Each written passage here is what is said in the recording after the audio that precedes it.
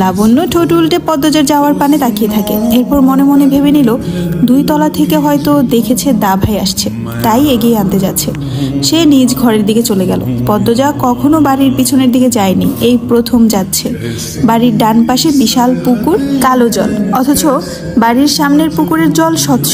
2 minute লাগে শাকসবজির ক্ষেত পার হতে। বাড়ির পিছনে এরকম শাকসবজির বাগান আছে, সে জানতো না। এরপর পৌঁছালো জঙ্গলের সামনে। সেখান থেকে অন্দরমহলের দিকে তাকালো।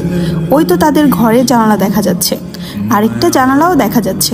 পদ্মজা কপাল কুঁচকে খেয়াল করলো সেই জানালার গ্রিল ধরে কেউ তাকিয়ে আছে। পদ্মজা ঠাউর করার চেষ্টা করলো, এটা কার ঘর? মনে হতে বেশি সময় লাগলো না। এটা তো রুম্পা ভাবির ঘর। তবে কি তিনিই তাকিয়ে আছেন? পদ্মজা আবার তাকালো। রুম্পা জানালার পর্দা সরিয়ে হাত নাড়ায়। পদ্মজা মৃদু হেসে হাত নাড়ালো। দূর থেকে রুম্পার মুখটা দেখে মনে হচ্ছে সে কিছু বলতে চায় পদ্মজাকে। তার ভেতরে লুকানো আছে কোনো এক রহস্যময় গল্প। ভাবি, এখানে কি করেন রাতের বেলা? ভূমিকম্পে ভূমি যেভাবে কেঁপে উঠে, পদ্মজা ঠিক সেইভাবেই কেঁপে উঠল। তাকিয়ে দেখলো মদনকে। সে জঙ্গলের ভেতর থেকে এসেছে। পদ্মজা আমতা আমতা করে বলল, হাঁটতে এসেছিলাম। এই রাতের বেলা? বিকেল থেকেই এখন ফিরে যাচ্ছিলাম। চলেন একসাথে যাই, জায়গাটা ভালো না ভাবি। আপনি হয়েছেন সুন্দরী মানুষ, জিন ভূতের আসর পড়ব। আপনি যান, আমি আসছি। আর কি করবেন এখানে? পদ্মজা জঙ্গলের দিকে তাকালো। অদ্ভুত এক অনুভূতি হয়। সব জঙ্গল অযত্নে বেড়ে উঠলেও এই জঙ্গল যেন যত্নে বেড়ে ওঠা। সে অন্ধকারে খোঁজার চেষ্টা করলো রানীকে, পেল না। এদিকে মদনের সাথে না গেলে সে বাড়িতে যদি বলে দেয় তাহলে অনেকের প্রশ্নের সম্মুখীন হতে হবে, আর একটার পর একটা মিথ্যে বলতে হবে। পদ্মজা মনে মনে পরিকল্পনা করে মদনের সাথে বাড়ি অবধি গিয়ে আবার চলে আসবে। মদন কিছুতেই যাচ্ছে না, আর পদ্মজা অন্দরমহলের ভেতর ঢুকতে চাইছে না। সে বারবার বলছে, আমি একটু হাঁটবো এদিকে, আপনি যান। রাতের বেলা একলা থাকবেন, আমার কাম আপনারে দেখা রাখা।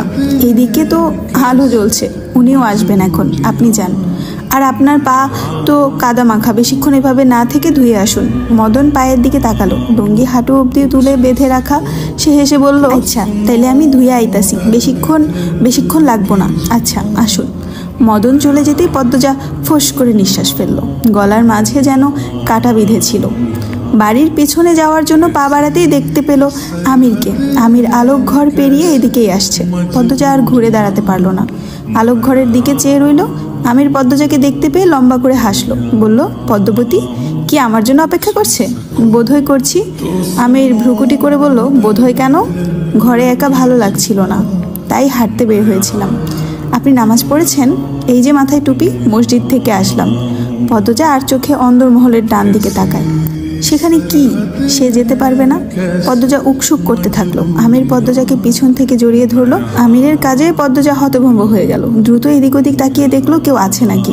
এরপর আমিরের হাতের বাঁধন ছুটানোর চেষ্টা করতে লাগলো আর বলল, ছাড়ুন, কেউ দেখবে না। এদিকে কেউ নেই। আমিরের কণ্ঠ মোহময়। সে পদ্মজার ঘাড়ে থুতনি রাখলো। এরপর ঠোঁটের ছোঁয়া লাগাতেই পদ্মজা কেঁপে উঠল।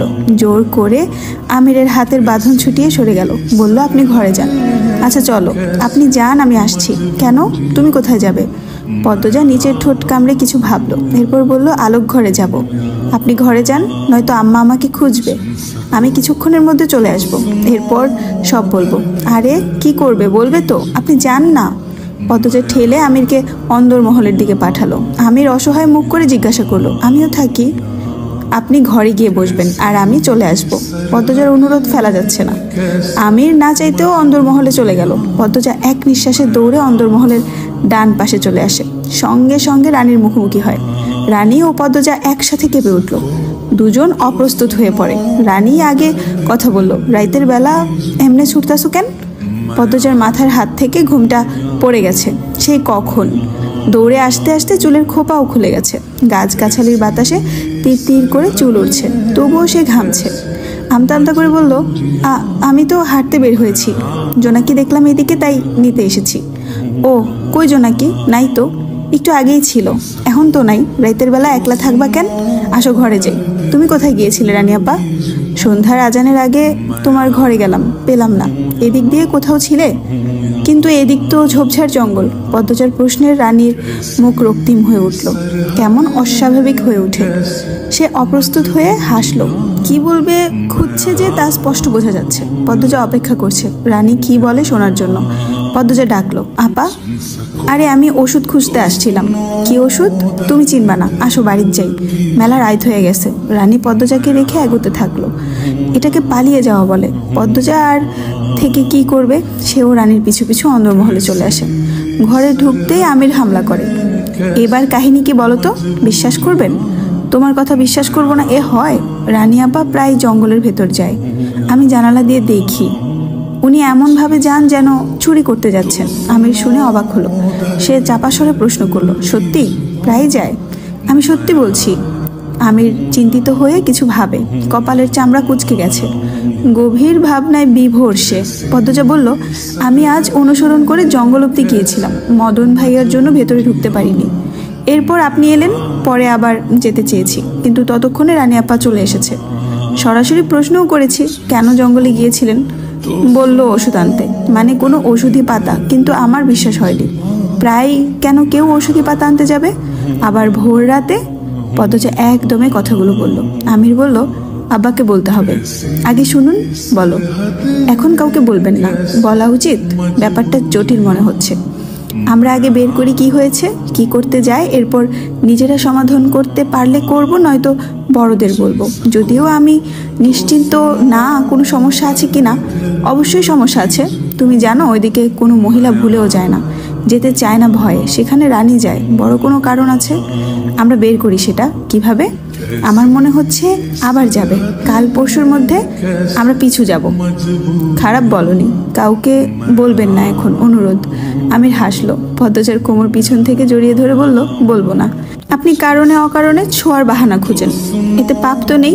খাওয়ার সময় হয়েছে, চলুন। ঠিক সময় না গেলে আম্মা চিল্লাবেন। আম্মারা চিল্লাই, তোমাকে খয়েরি রঙে বেশি সুন্দর লাগে।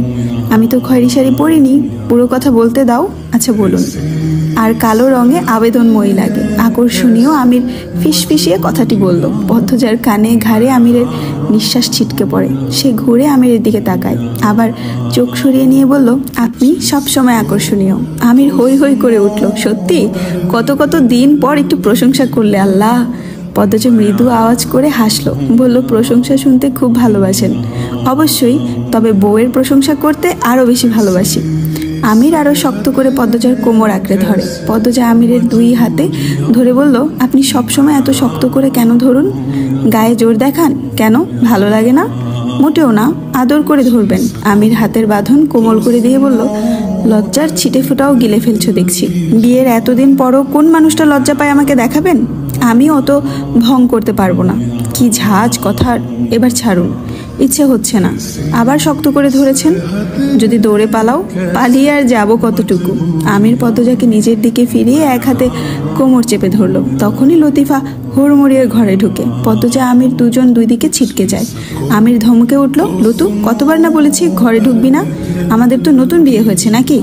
পদ্মজা খেয়াল করে আমির কথাগুলো রেগে বলার চেষ্টা করলেও রাগের মতো হয়নি। পদ্মজার হাসি পেল।